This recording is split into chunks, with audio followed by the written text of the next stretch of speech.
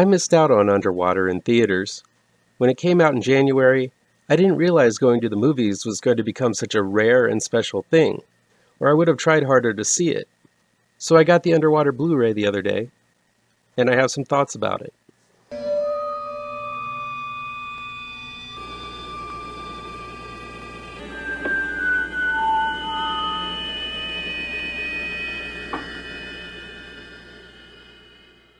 Welcome back to ML Miller Frights, a part of the Kings of Horror Network.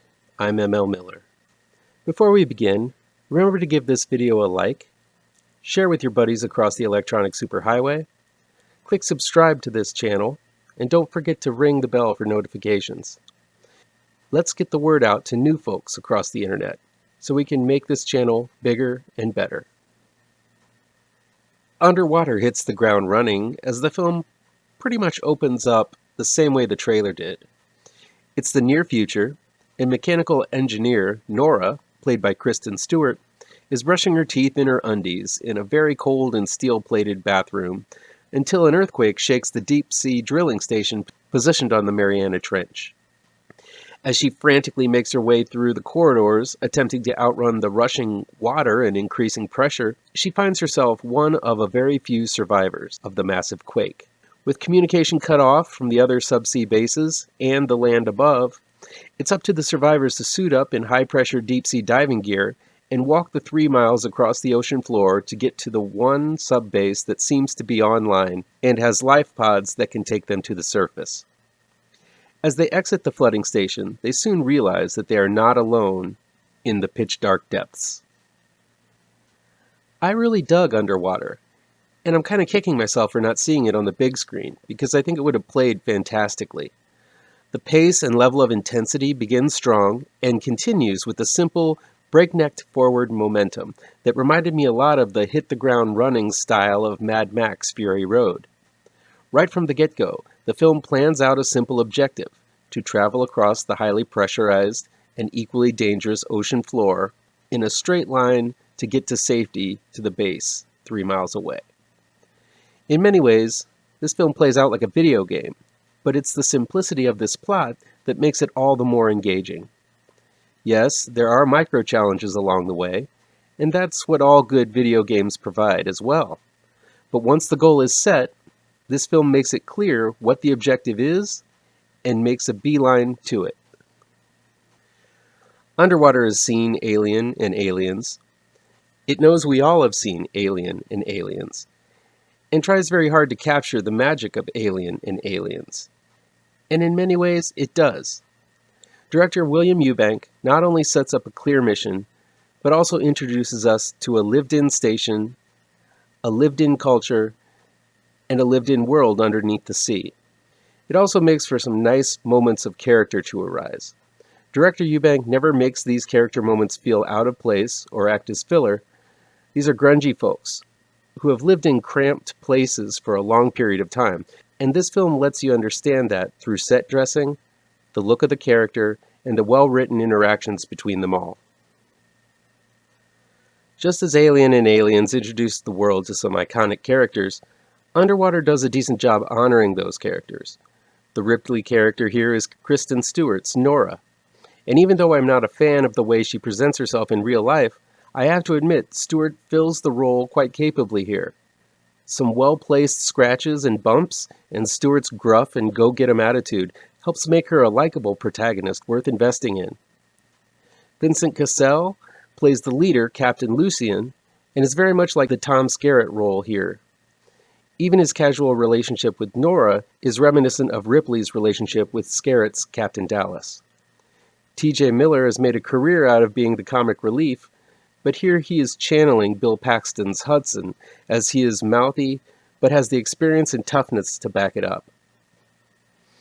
We even have a sort of damsel character in Iron Fist actor Jessica Henwick, as she plays Emily, a science nerd who isn't used to all of this action outside of the lab.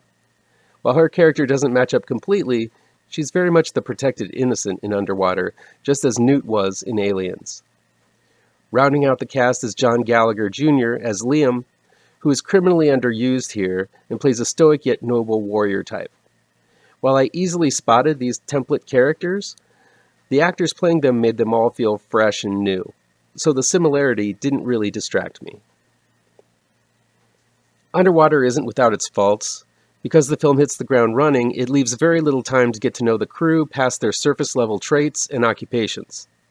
I think that's why those behind Underwater smartly based the characters on well-known roles from previous iconic films.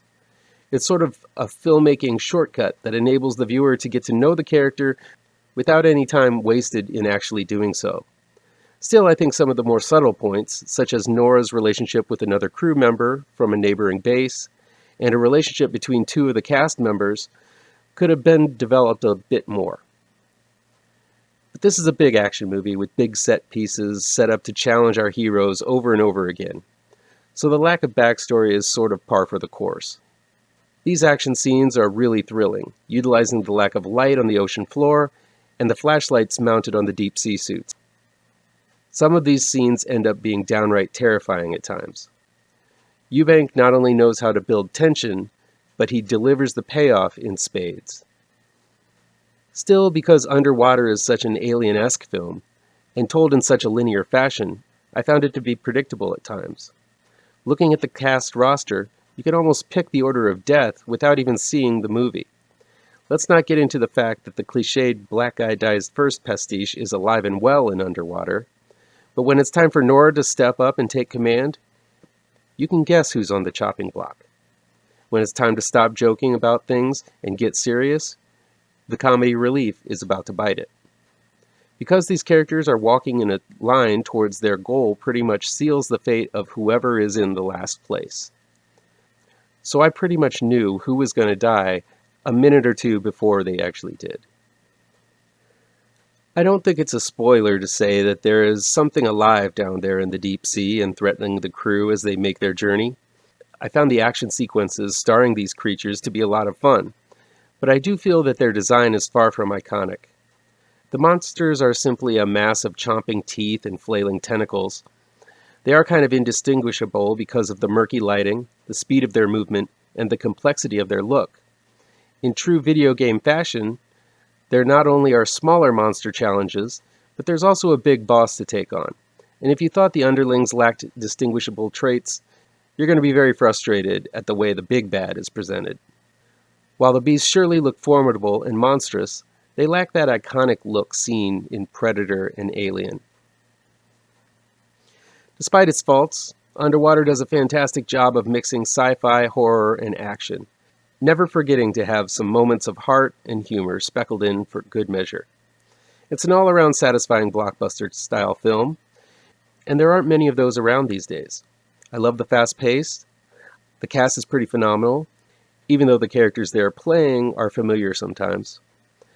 There are a ton of jump back in your seat moments, and the whole film has a level of tension that is communicated in a deft and targeted manner. This film even got me to stomach Kristen Stewart for an hour and a half. Director William Eubank delivers a film that feels like an alien movie without the aliens. It's not as campy as Deep Blue Sea or Deep Rising, and it's much more commercial than The Abyss.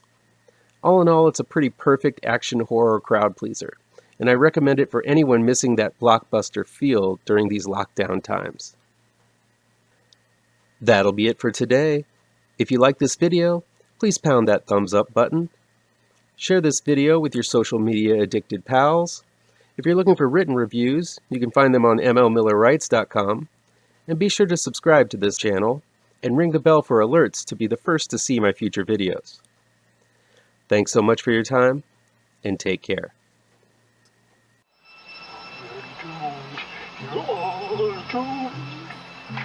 You're doomed to live the life you're meant to be, stuck inside your reality. You're doomed. Oh, you're doomed. You're doomed. God doomed. Live the life that you are meant to be. live inside.